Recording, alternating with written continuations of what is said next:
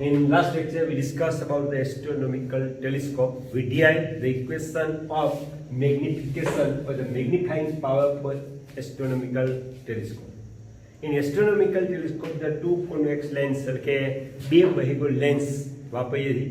એમાં વસ્તુ તરફનો જે બહિર્ગોળ લેન્સ હોય એને વસ્તુકાચ અથવા ઓબ્જેક્ટિવ અને આંખ તરફના બહિર્ગોળ લેન્સને આઈપીસ તરીકે ઓળખીએ છીએ. બરાબર. અને બીજું થોડુંક રિવિઝન કરી લઈએ કારણ કે એની આપણે જરૂર પડશે. તો કે વસ્તુકાચ છે તેની કેન્દ્ર લંબાઈ અને વ્યાસ એ આઈપીસ કરતાં મોટો હોય. તો એસ્ટ્રોનોમિકલ ટેલિસ્કોપ માટે કઈ બે બાબતો મહત્વની છે કે કઈ બે બાબતો ધ્યાનમાં રાખવી જોઈએ? કે એસ્ટ્રોનોમિકલ ટેલિસ્કોપ માટે પ્રકાશ સમાવેશ ક્ષમતા એટલે કે લાઇટ ગેધરિંગ પાવર અને બીજું છે તે વિભેદન અથવા વિભેદન શક્તિ રિઝોલ્યુશન ખૂબ જ અગત્યની બાબતો છે. હવે પ્રકાશ સમાવેશ ક્ષમતા એટલે કે લાઇટ ગેધરિંગ પાવર પેલા તો કોના ઉપર આધાર રાખે? તો કે ઓબ્જેક્ટિવ લેન્સના વ્યાસ પર પ્રકાશ સમાવેશ ક્ષમતા આધાર રાખે છે. એટલે કે ઓબ્જેક્ટિવ લેન્સના ક્ષેત્રફળના વર્ગના 100 પ્રમાણમાં પ્રકાશનો જથ્થો ટેલિસ્કોપની અંદર દાખલ થાય છે. હવે પ્રકાશની અગત્યતા શું ટેલિસ્કોપ માટે? તો કે આપણે વ્યવહારમાં ટેલિસ્કોપ વાપરીએ છીએ દૂરની વસ્તુનું સ્પષ્ટ પ્રતિબિંબ જોવા માટે. દિવસ દરમિયાન દૂરની વસ્તુ આપણે ટેલિસ્કોપ વડે સ્પષ્ટ જોઈ શકીએ છીએ કારણ કે દિવસ દરમિયાન સૂર્યનો પ્રકાશ હોવાથી દૂર રહેલી વસ્તુનું પ્રતિબિંબ સહેલાઈથી જોઈ શકાય છે. જે તે જ વસ્તુ રાત્રિના સમયે સ્પષ્ટ પ્રતિબિંબ મેળવી શકાતું નથી કારણ કે રાત્રિ દરમિયાન સૂર્યપ્રકાશ ન હોવાથી દૂરની વસ્તુનું પ્રતિબિંબ સ્પષ્ટપણે ટેલિસ્કોપ વડે વેચાતું નથી. તો ટેલિસ્કોપના કિસ્સામાં પ્રતિબિંબ વેચાવા માટે પ્રકાશ અગત્યની બાબત છે. જો ટેલિસ્કોપમાં પ્રકાશ વધારે પ્રમાણમાં દાખલ થાય તો ઝાંખી વસ્તુનું પ્રતિબિંબ પણ મેળવી શકાય છે અને જો ઓછા પ્રમાણમાં પ્રકાશ દાખલ થાય તો વસ્તુનું પ્રતિબિંબ સ્પષ્ટ મેળવી શકાતું નથી. આથી લાઇટ ગેધરિંગ પાવર અથવા પ્રકાશ સમાવેશ ક્ષમતા એ અગત્યની બાબત છે. અને આ લાઇટ ગેધરિંગ પાવર કોના ઉપર આધાર રાખે છે? તો કે ઓબ્જેક્ટિવ લેન્સના ક્ષેત્રફળના વર્ગના 100 પ્રમાણમાં હોય છે એટલે કે ચલે છે એ સ્ક્વેર. આથી હવે વધારે પ્રકાશ જોઈતો હોય તો શું કરવું પડે? તો કે આપણી પાસે જે ઓબ્જેક્ટિવ લેન્સ છે તે મોટો રાખવો પડે એટલે કે તેનો વ્યાસ ખૂબ જ મોટો રાખવો પડે. પરિણામે મોટા વ્યાસવાળા ઓબ્જેક્ટિવ લેન્સનો ઉપયોગ કરવો પડે. પરિણામે મોટા વ્યાસવાળા ઓબ્જેક્ટિવથી ઝાંખી વસ્તુઓ પણ સહેલાઈથી જોઈ શકાય છે કારણ કે વ્યાસ મોટો હોવાથી તેમાં દાખલ થતો પ્રકાશનો જથ્થો કેવો હશે? વધુ હશે. પરિણામે ઝાંખી વસ્તુનું પણ પ્રતિબિંબ મેળવી શકાય છે. હવે બીજી બાબત આ એક પેલું થયું કે લાઇટ ગેધરિંગ પાવર અથવા પ્રકાશ સમાવેશ ક્ષમતા. બીજું છે તે નજીકની બે વસ્તુઓને અલગ અલગ જોવાની ક્ષમતા જેને વિભેદન શક્તિ તરીકે ઓળખવામાં આવે છે.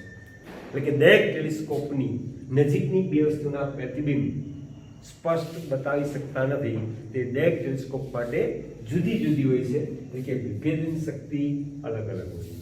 તો આ વિભેદન શક્તિ અથવા નજીકની બે વસ્તુના પ્રતિબિંબ અલગ અલગ દર્શાવવાની ક્ષમતા તે કોના ઉપર આધાર રાખે છે? તો કે ઓબ્જેક્ટિવ લેન્સના વ્યાસ પર આધાર રાખે છે અથવા ઓબ્જેક્ટિવ લેન્સના વ્યાસના સપ્રમાણમાં હોય છે.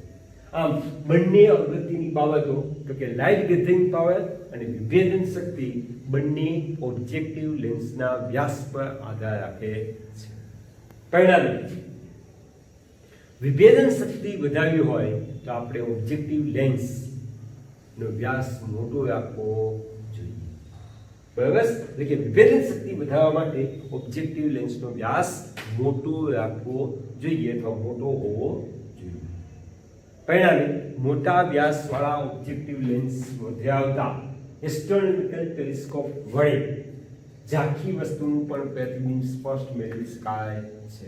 એટલે કે કોઈ પણ વસ્તુનું સ્પષ્ટ પ્રતિબિંબ મેળવવા માટે બે બાબત લાઇટ ગેધરિંગ પાવર અને વિભેદન શક્તિ બંને ઓબ્જેક્ટિવ લેન્સના વ્યાસ પર આધાર રાખે છે.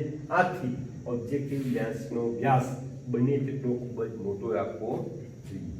હવે મુશ્કેલી ક્યાં થશે? ઓબ્જેક્ટિવ લેન્સ આપણે વધારે વ્યાસવાળો રાખ્યો, પરંતુ લેન્સનો વ્યાસ વધતા લેન્સ મોટો બને છે, પરિણામે કેવો બને છે? ખૂબ જ વજનવાળો બને છે. એટલે કે આવા મોટા લેન્સ ખૂબ જ વજનદાર હોય છે. તેમને બનાવવાનું અને ટેલિસ્કોપમાં ગોઠવવા માટે, માઉન્ટિંગ કરવા માટે છેડા પાસેથી ટેકવવાનું ખૂબ જ મુશ્કેલ બને છે. કારણ કે આવા લેન્સને ઢાળ પાસેથી ટેલિસ્કોપની અંદર ગોઠવવામાં આવે છે. હવે લેન્સની ઢાળ પાતળી હોય છે અને લેન્સ ખૂબ જ વજનદાર હોવાથી તૂટવાની સંભાવનાઓ વધી જાય છે. આથી ઢાળ પર ટેકવવાનું ખૂબ જ મુશ્કેલ બને છે. હવે જેમ લેન્સનો વ્યાસ મોટો તેમ બે પ્રકારની ખામી, વર્ણ વિપથન અને ગોળીય વિપથન, આ બંને ખામીઓ દૂર થાય છે. તેમજ પ્રતિબિંબમાં વિકૃતિ જોવા મળતી નથી. ક્યાંય કે જો લેન્સનો વ્યાસ મોટો રાખવામાં આવે ત્યારે. લેન્સનો વ્યાસ મોટો રાખતા બંને વર્ણ વિપથન અને ગોળીય વિપથન તેમજ વિકૃતિ વિનાનું પ્રતિબિંબ મળે છે. પરંતુ આવો લેન્સ બનાવવો ખૂબ જ મુશ્કેલ અને ખર્ચાળ છે. ખૂબ જ મુશ્કેલ અને ખર્ચાળ છે. હવે પહેલા તો વર્ણ વિપથન કોને કહેવાય? તો કે નાના બહિર્ગોળ લેન્સ વડે જો કોઈ વસ્તુનું પ્રતિબિંબ મેળવવામાં આવે તો પ્રતિબિંબની ઢાળ એટલે કે કિનારી છે તે સફેદ ન જોવા મળતા કલરફુલ એટલે કે મેઘધનુષ્ય જેવા રંગની જોવા મળે છે, જેને વર્ણ વિપથન તરીકે ઓળખવામાં આવે છે. ક્યારે?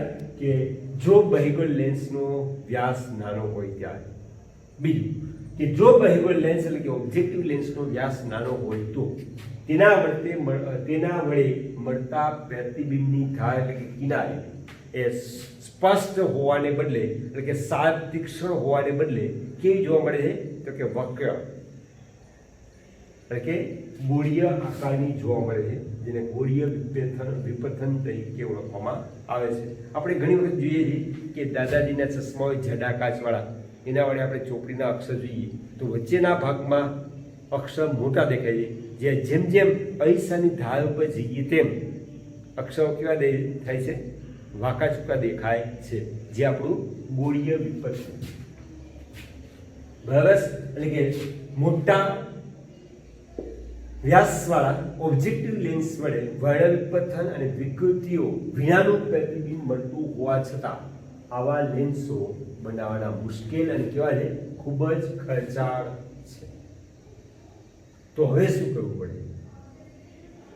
તો કે મોટા વ્યાસવાળા ઓબ્જેક્ટિવ લેન્સને બદલે આપણે બીજો કોઈ ઉપાય કરવો પડે, જે આપણે આગળના ટોપિકમાં જોઈએ છીએ કે જેમાં લેન્સની જગ્યાએ અરીસા મૂકવામાં આવે છે, જેને શું કહેવાય? પરાવર્તક ટેલિસ્કોપ તરીકે ઓળખવામાં આવે છે. હવે પરાવર્તક પ્રકારના ટેલિસ્કોપ એટલે શું અને વક્રીકારક ટેલિસ્કોપ કરતા પરાવર્તક પ્રકારના ટેલિસ્કોપના ફાયદાઓ અને ગેરફાયદાઓ અથવા મુશ્કેલીઓ જણાવો અને તેનો ઉકેલ મેળવો. તો કે સૌપ્રથમ પરાવર્તક ટેલિસ્કોપ કોને કહેવાય? તો કે ઓબ્જેક્ટિવ તરીકે લેન્સને બદલે અરીસાનો ઉપયોગ થતો હોય તેવા ટેલિસ્કોપને પરાવર્તક ટેલિસ્કોપ તરીકે ઓળખવામાં આવે છે. ફરીથી, જે ટેલિસ્કોપમાં ઓબ્જેક્ટિવ તરીકે લેન્સને બદલે અરીસાનો ઉપયોગ થતો હોય તેવા ટેલિસ્કોપને પરાવર્તક ટેલિસ્કોપ તરીકે ઓળખવામાં આવે છે. હવે ઊંચી વિભેદન શક્તિને વધારે મોટવણી વાળા ટેલિસ્કોપ બનાવવા માટે તો કે વ્યવહારુ મુશ્કેલીઓને લીધે આધુનિક ટેલિસ્કોપમાં લેન્સને બદલે અરીસાનો ઉપયોગ કરવામાં આવે છે. એટલે કે આપણે જોયું કે ઊંચી વિભેદન શક્તિ અને મોટવણી વધારે જોઈએ, એટલે કે વિભેદન પાવર વધારે જોઈતું હોય તો ઓબ્જેક્ટિવ લેન્સનો વ્યાસ મોટો રાખવો પડે. પણ વ્યાસ મોટો કરતા લેન્સ વજનદાર બને છે, તેમજ બનાવવો મુશ્કેલ અને ખર્ચાળ છે. પરિણામે આધુનિક ટેલિસ્કોપમાં લેન્સને બદલે અરીસાનો ઉપયોગ કરવામાં આવે છે. બરાબર? હવે ફાયદા શું? કોના? તો કે પરાવર્તક ટેલિસ્કોપમાં એટલે કે જે ટેલિસ્કોપમાં લેન્સને બદલે પરાવર્તક સપાટીઓ એટલે કે અરીસાનો ઉપયોગ કરવામાં આવે છે તેનું વક્રીકારક ટેલિસ્કોપ પર ફાયદા શું થાય? તો કે ફાયદાઓ, પહેલું વર્ણ વિપથનની શક્તિ નાબૂદ થાય છે. આપણે શરૂઆતમાં જોયું તેમ લેન્સ મોટો હોય તો વર્ણ વિપથન નાબૂદ થાય અને લેન્સની જગ્યાએ આપણે અરીસો આપીએ ત્યારે પણ વર્ણ વિપથનની શક્તિ નાબૂદ થાય છે. બીજું, જો પેરાબોલિક પરાવર્તક સપાટીઓનો ઉપયોગ કરવામાં આવે તો ગોળીય વિપથન પણ નાબૂદ થાય છે. એટલે કે ગોળીય વિપથન એટલે હમણાં આપણે જોયું કે જે પ્રતિબિંબ મળે છે તેની ધાર શ્વેક એટલે કે શાર્પ હોવાને બદલે કેવી હોય છે? ધાર પરથી વક્ર થયેલું હોય છે, તેને ગોળીય વિપથન કહે છે. એટલે કે જો પેરાબોલિક પરાવર્તક સપાટીનો ઉપયોગ કરવામાં આવે તો ગોળીય વિપથન પણ નાબૂદ થાય છે. એના પછીનો અગત્યનો ફાયદો, અરીસાનું વજન સમાન પ્રકાશીય ક્ષમતા ધરાવતા લેન્સ કરતાં ઘણું જ ઓછું હોય. ફરીથી તો કે અરીસાનું વજન સમાન પ્રકાશીય ક્ષમતા ધરાવતા લેન્સ કરતાં ઘણું ઓછું હોવાથી લેન્સને ટેકવવા માટે માત્ર કિનારી પરથી ટેકવી શકાતું, જ્યારે અરીસામાં શું છે?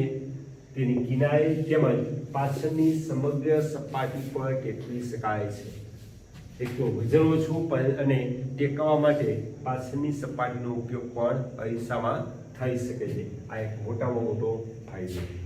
એટલે કે ફાયદાઓ બે, વર્ણ વિપથન અને ગોળીય વિપથન નાબૂદ થાય છે. બીજું, અરીસાનું વજન લેન્સ કરતાં ઓછું હોય છે, આથી ટેકવવા માટે માત્ર કિનારી નહીં પણ પાછળની સપાટીનો પણ ઉપયોગ કરી શકાય છે. હવે ગેરફાયદાઓ ક્યાં છે? તો કે ઓબ્જેક્ટિવ તરીકે લેન્સની જગ્યાએ અરીસો રાખતા શું થાય છે? તો કે ટેલિસ્કોપની અંદર પ્રકાશિત થાય છે. એટલે કે જે પ્રકાશ છે તે અરીસા વડે પરાવર્તન પામે તે ટેલિસ્કોપની અંદર જ કેન્દ્રિત થાય છે. આથી આઈપીસ અથવા અવલોકનકારને ક્યાં મૂકવા પડે? તો કે ટેલિસ્કોપની અંદર. એ આપણે જોઈશું હમણાં ડિટેલમાં કેસ ગેઇન ટેલિસ્કોપમાં, કારણ કે કેસે ગેઇન ટેલિસ્કોપ એ લેન્સની જગ્યાએ પરાવર્તક સપાટીનો ઉપયોગ કરીને બનાવેલું છે. એમાં બધાની સોલ્યુશન આવશે. બીજું કે જો અવલોકનકાર અથવા આઈપીસની ટેલિસ્કોપની અંદર મૂકવામાં આવે એટલે કે અરીસાના મુખ્ય કેન્દ્ર પર મૂકવામાં આવે તો થોડો પ્રકાશ અભ્યો થાય છે, પણ સ્પષ્ટ પ્રતિબિંબ બનતું નથી. પરિણામે ઉપરોક્ત મુશ્કેલીઓના ઉકેલ માટે આઈપીસ કે અવલોકનકારને મુખ્ય કેન્દ્ર પર રાખવામાં આવે છે અને બીજા ઉકેલ માટે પ્રકાશને વિચલિત કરી એકબીજા અરીસા વડે કેન્દ્રિત કરવામાં આવે છે. એટલે કે પહેલી મુશ્કેલી શું છે? તો કે અરીસા વડે પરાવર્તન પામતો પ્રકાશ ટેલિસ્કોપની અંદર જ કેન્દ્રિત થાય છે, તો તેનું પ્રતિબિંબ ટેલિસ્કોપની અંદર મળે. પરિણામે તે પ્રતિબિંબ મેળવવા માટે આપણે આઈપીસ અને અવલોકનકારને અંદર રાખવા પડે. બીજું કે જો એ ન કરવું હોય તો બીજું કે પ્રકાશ અભ્યો થાય છે, તો તે મુશ્કેલીઓનું નિવારણ કરવું હોય તો કે બીજા ઉકેલ માટે પ્રકાશ જે પરાવર્તન પામે છે તેના માર્ગમાં બીજો અરીસો મૂકી અને આ પ્રકાશને વિચલિત કરવા માટે બીજા અરીસાનો ઉપયોગ કરી કેન્દ્રિત કરી શકાય છે. તો આ થયું પરાવર્તક ટેલિસ્કોપની ના ફાયદા અને ગેરફાયદા. કોના ઉપર? તો કે વક્રીકારક ટેલિસ્કોપ પર. એટલે આ બધા શું છે? એક માર્કના પ્રશ્નમાં પૂછી શકાય તેવી માહિતી છે.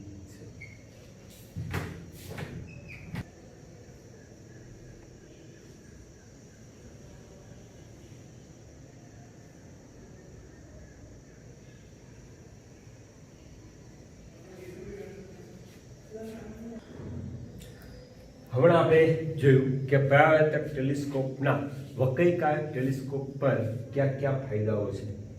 તો કે આપણે જોયું તેમ કે પરાવર્તક ટેલિસ્કોપમાં ઓબ્જેક્ટિવ તરીકે લેન્સની જગ્યાએ અંતર્ગોળ અરીસાને રાખવામાં આવે છે.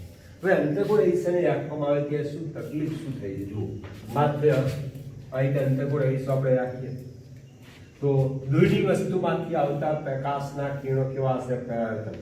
આ સમાંતર હશે, જે અંતર્ગોળ અરીસા વડે પરાવર્તન પામી અંતર્ગોળ અરીસાના મુખ્ય કેન્દ્ર પર કેન્દ્રિત થાય છે. પરિણામે દૂરની વસ્તુનું પ્રતિબિંબ ક્યાં મળે છે આપણે? તો કે ઓબ્જેક્ટિવના મુખ્ય કેન્દ્ર પર મળે છે, જે ટેલિસ્કોપની અંદર હોય છે. જે આપણી પહેલી મુશ્કેલી હતી એનો ઉપાય આપણે શોધવાનો છે તે ફરીથી તો કે દૂરની વસ્તુમાંથી આવતા પ્રકાશના કિરણો કેવા હોય છે? સમાંતર, જે ઓબ્જેક્ટિવ તરીકે અહીંયા અંતર્ગોળ અરીસો લીધો છે લેન્સની જગ્યાએ. પરિણામે એટલે પેરાબોલિક વક્ર સપાટી છે તેના વડે પરાવર્તન પામી વક્ર સપાટીના મુખ્ય કેન્દ્ર પર કેન્દ્રિત થાય છે. પરિણામે દૂરની વસ્તુનું પ્રતિબિંબ ક્યાં મળે છે? ટેલિસ્કોપની અંદર. જો અહીંયા આઈપીસ અથવા અવલોકન કાર્ય રાખવામાં આવે તો પ્રતિબિંબ મેળવી શકાય.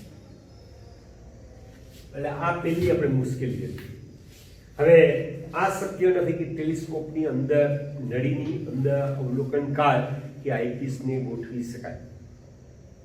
તો આ માટે તો કે જે અંતર્ગોળ અરીસો છે તેને મુખ્ય અરીસો તરીકે ઓળખવામાં આવે છે. મુખ્ય અરીસા વડે પરાવર્તન પામેલા પ્રકાશના કિરણોની એના માર્ગમાં આપણે એક બીજો અરીસો રાખીએ, કે જેના વડે આ પરાવર્તિત પ્રકાશ ફરીથી પરાવર્તન પામીને બીજા બિંદુએ કેન્દ્રિત કરી શકાય. હવે ધારો કે માર્ગમાં આપણે ગૌણ અરીસો રાખીએ છીએ, જે બહિર્ગોળ અરીસો છે. તો બહિર્ગોળ અરીસા વડે પરાવર્તન પામતો પ્રકાશ તો કે અંતર્ગોળ અરીસાના ધ્રુવ પર આપાત થાય છે. તો અહીંયા અંતર્ગોળ અરીસાના ધ્રુવ પર આપણે સૂક્ષ્મ છિદ્ર રાખવું પડે કે જેમાંથી આ પરાવર્તિત પ્રકાશ છે તે પસાર થઈ ટેલિસ્કોપ નળીની બહાર તેનું પ્રતિબિંબ રચી શકે. જો તેવી રચના કરવામાં આવે તો તે આપણું કેસ ગ્રેન ટેલિસ્કોપ છે. તો કેસ ગ્રેન ટેલિસ્કોપની રચના આકૃતિમાં દર્શાવેલ છે. તો કે આકૃતિમાં દર્શાવ્યા અનુસાર દૂરની વસ્તુમાંથી આવતા પ્રકાશના કિરણો મુખ્ય અરીસો જે ઓબ્જેક્ટિવ છે, અને આ અરીસો મોટે ભાગે કેવો હોય છે? અંતર્ગોળ અરીસો હોય છે. એટલે કે પ્રકાશના કિરણો મુખ્ય અરીસા કે ઓબ્જેક્ટિવ પરથી પરાવર્તન પામી ઓબ્જેક્ટિવના મુખ્ય કેન્દ્ર પર કેન્દ્રિત થાય છે. કેન્દ્રિત થાય ત્યારે કિરણોના માર્ગમાં બીજો એક ગૌણ અરીસો જે બહિર્ગોળ હોય છે, એટલે કે નાનો બહિર્ગોળ અરીસો ગોઠવવામાં આવે છે. આ બહિર્ગોળ અરીસા વડે પરાવર્તન પામતો પ્રકાશ કોના?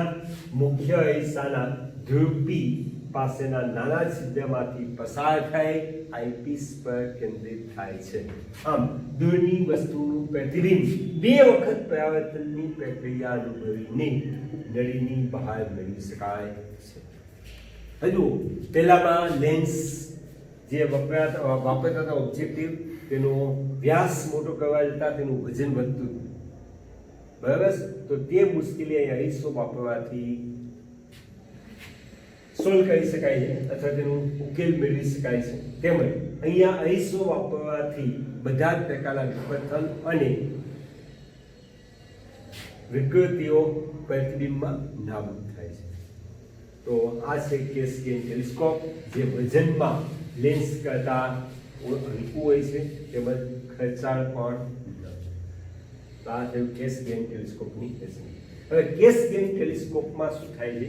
તો કે આ નાના ટેલિસ્કોપમાં મોટી કેન્દ્ર લંબાઈ મેળવવાનો આ મોટામાં મોટો ફાયદો છે. કેસ ગ્રેન ટેલિસ્કોપનો મોટામાં મોટો ફાયદો શું છે? નાના ટેલિસ્કોપમાં મોટી કેન્દ્ર લંબાઈ મેળવી શકાય છે. અને મોટે ભાગે હેતુલક્ષી પ્રશ્ન પૂછવામાં આવે છે તો કે કયા પ્રકારના ટેલિસ્કોપમાં લેન્સની જગ્યાએ અરીસો અથવા ઓબ્જેક્ટિવ તરીકે અરીસાનો ઉપયોગ કરવામાં આવે છે? તો કે કેસેગ્રેન ટેલિસ્કોપમાં મુખ્ય અથવા ઓબ્જેક્ટિવ અરીસા તરીકે ખાલી જગ્યાનો ઉપયોગ થાય છે કે અંતર્ગોળ અરીસા, ગૌણ અરીસા તરીકે કે બહિર્ગોળ અરીસાનો ઉપયોગ થાય છે. તો આ ટૂંકા પ્રશ્નો આમાંથી એક એક માર્કના હેતુલક્ષી પ્રશ્નો એથી પૂછી શકાય. હવે એના પછી અહીંયા ચેપ્ટર 9 ની બધી થિયરી પૂરી થઈ ગઈ છે.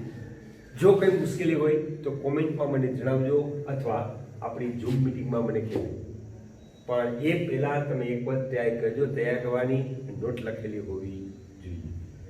હવે દાખલામાં આપણે સ્વાધ્યાય 9.12 સુધી જોયેલા છે. 9.13 તો કે એક નાના ટેલિસ્કોપમાં ઓબ્જેક્ટિવની કેન્દ્ર લંબાઈ 144 સેન્ટીમીટર છે અને આઈપીસની કેન્દ્ર લંબાઈ એટલે કે નેત્રકાંતની કેન્દ્ર લંબાઈ 6 સેન્ટીમીટર છે. તો આ ટેલિસ્કોપ માટે મોટો શક્તિ અથવા મેગ્નિફાઇંગ પાવર અથવા મોટવણી શોધો અને ટેલિસ્કોપમાં ઓબ્જેક્ટિવ અને આઈપીસ વચ્ચેનું અંતર પણ શોધો. તો મિત્રો આપણે એસ્ટ્રોનોમિકલ ટેલિસ્કોપ માટે મોટવણીનું સૂત્ર અથવા મોટવ શક્તિનું સૂત્ર આપણે મેળવી ગયા. તો કે મોટવણી m બરાબર બંને કેન્દ્ર લંબાઈનો ગુણોત્તર એટલે કે ઓબ્જેક્ટિવની કેન્દ્ર લંબાઈ અને આઈપીસની કેન્દ્ર લંબાઈનો ગુણોત્તર. તો આમ લખી શકાય. આપણે જોઈએ તો કે ટેલિસ્કોપની મોટવણી અથવા ટેલિસ્કોપ માટે મોટવ શક્તિ અથવા મેગ્નિફાઇંગ પાવર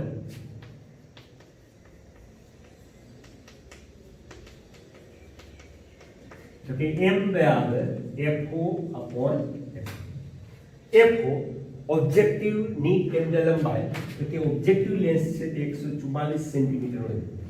FE જે નેત્રકાંત એટલે કે આઈપીસ તરીકે વાપરીએ છીએ તેની કેન્દ્ર લંબાઈ એટલે કે 6 સેન્ટીમીટર 144 ભેગા 6 એટલે આપણે 24 મળશે 24. આમ જે ટેલિસ્કોપ આપેલી છે તેની મોટવણી અથવા મોટવ શક્તિ 24 છે. હવે એના પછીનો બીજો પાર્ટ છે તો કે ઓબ્જેક્ટિવ અને આઈપીસ વચ્ચેનું અંતર. ઓબ્જેક્ટિવ અને આઈપીસ વચ્ચેનું અંતર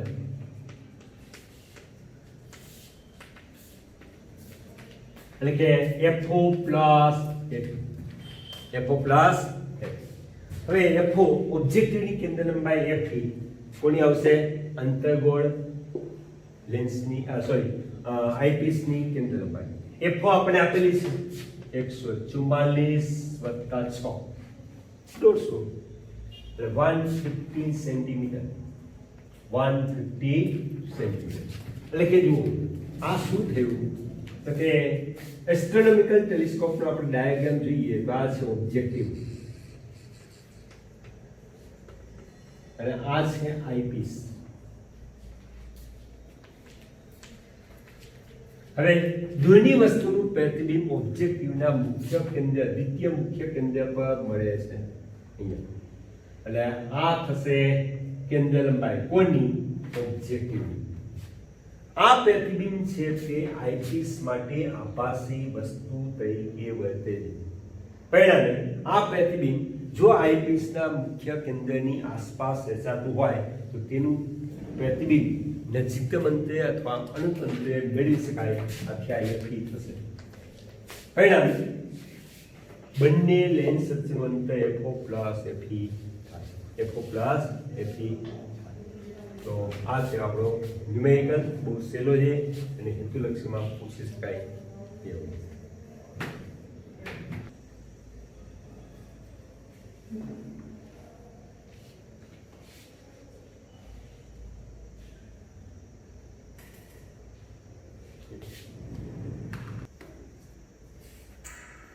સ્વાધ્યાય 9.14 નવ દાખલો. કે એક વિશાળ વક્રીકાર ટેલિસ્કોપમાં ઓબ્જેક્ટિવ લેન્સની કેન્દ્ર લંબાઈ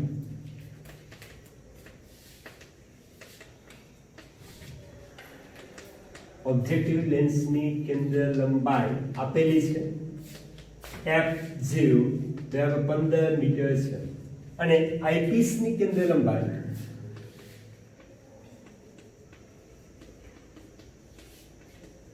FE 1 સેન્ટીમીટર આપેલ છે. તો આ ટેલિસ્કોપની મોટવ શક્તિ અથવા મોટવણી શોધો. તો કે મોટવ શક્તિ અથવા મેગ્નિફાઇંગ પાવર એમ શોધવાનું છે આપેલો. હવે આ જો લેન્સનો ઉપયોગ અથવા આ લેન્સ વડે ચંદ્રનું પ્રતિબિંબ મેળવવામાં આવે છે. હવે ચંદ્રનો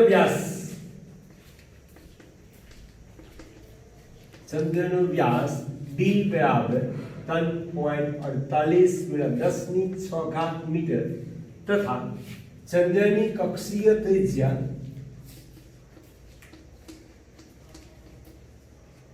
આપેલી છે 3.8 ગુણ્યા 10⁸ મીટર હોય તો ટેલિસ્કોપ વડે મળતા ચંદ્રના પ્રતિબિંબનો વ્યાસ શોધો. ઓકે, ચંદ્રના પ્રતિબિંબનો વ્યાસ d' કેટલો થશે? કઈ રીતે? એક વિશાળ વક્રીકાર ટેલિસ્કોપમાં ઓબ્જેક્ટિવ લેન્સની કેન્દ્ર લંબાઈ 15 મીટર આપેલી છે. 15 મીટર આપેલી છે અને આઈપીસ ની કેન્દ્ર લંબાઈ 1 સેન્ટીમીટર આપેલી છે. તો પહેલું મોટો શક્તિ શોધવાની.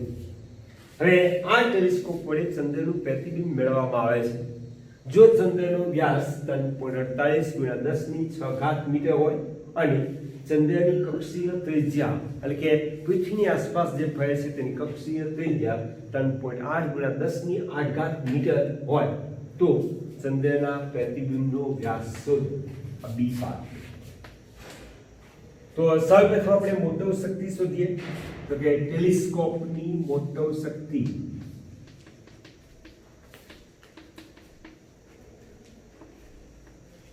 એટલે કે magnifying power m = FO/F. FO 15 metre છેદમાં 1 સેન્ટીમીટર, બધું મીટરમાં ફેરવું. 1500 ભાગ્યા 1 એટલે 1500 થશે. એટલે કે આપેલ ટેલિસ્કોપની મોટો શક્તિ 1500 છે. હવે આપણે જોઈએ છે કે ચંદ્રના પ્રતિબિંબનો વ્યાસ. તો પહેલા જોઈ લઈએ આપણે. જો ટેલિસ્કોપમાં આ આપણો ઓબ્જેક્ટિવ લેન્સ છે. ઓબ્જેક્ટિવ લેન્સ જે પૃથ્વી પર છે અને અહીંયા ઓબ્જેક્ટિવ લેન્સથી ચંદ્ર છે તે અમુક અંતરે રહેલો છે એટલે કે કક્ષીય ત્રિજ્યા જેટલા અંતરે રહેલો છે મૂન અથવા ચંદ્ર, જેનો વ્યાસ d છે, જે વર્તુળ કક્ષામાં ભ્રમણ કરે છે. પરિણામ આ શું થશે? તેની ત્રિજ્યા. હવે ચંદ્રના વ્યાસ વડે લેન્સના ઓપ્ટિકલ કેન્દ્ર પાસે આલ્ફા કોણ ધારો કે રચાય છે. કેટલો કોણ રચાય છે? આલ્ફા. હવે આ ચંદ્રનું પ્રતિબિંબ બહેગોલ લેન્સની પાછળની બાજુએ રચાઈ જાય. આ પ્રતિબિંબ છે તે ચંદ્રનું પ્રતિબિંબ. આ થશે પ્રતિબિંબનો વ્યાસ ds. હવે લેન્સ વડે ચંદ્રનું પ્રતિબિંબ છે તે લેન્સના મુખ્ય કેન્દ્ર પર રચાય છે, એટલે કે કેન્દ્ર લંબાઈ જેટલા અંતરે રચાય છે. આ ઓબ્જેક્ટિવ લેન્સ.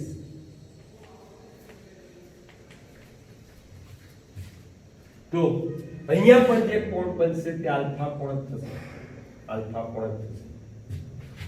તો આપણે આ હકીકતનો ઉપયોગ કરવાનો છે.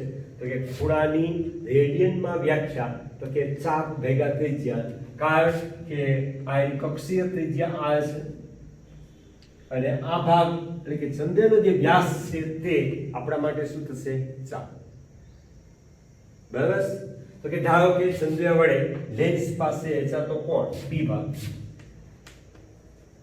ધારો કે ચંદ્રના વ્યાસ વડે ઓબ્જેક્ટિવ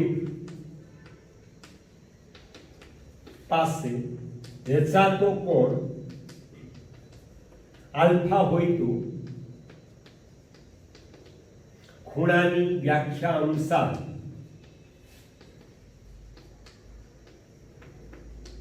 ખૂણો આલ્ફા બરાબર શું થશે? ચાપ ભાગ્યા ત્રિજ્યા. ચાપ એટલે ચંદ્રનો વ્યાસ છેદમાં ચંદ્રની કક્ષીય ત્રિજ્યા.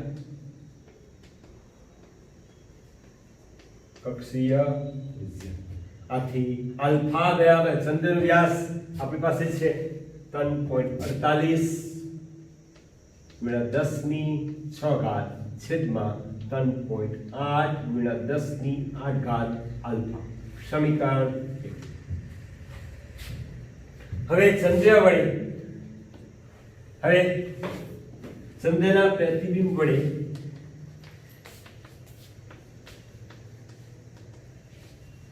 રચાતો કોણ આલ્ફા હોય તો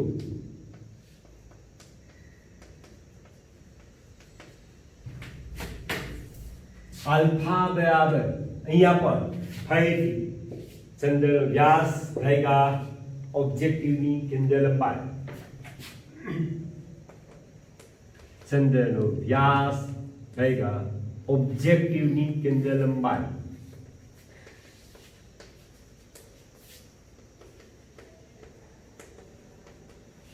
ચંદ્ર વ્યાસ d/fo. સમીકરણ 2.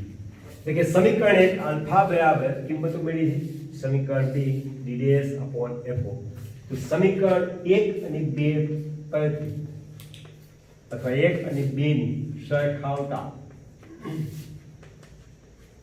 તો કે d/fo બરાબર 3.48 એને ગુણ્યા 10⁶ છેદમાં 3.8 ગુણ્યા 10⁸.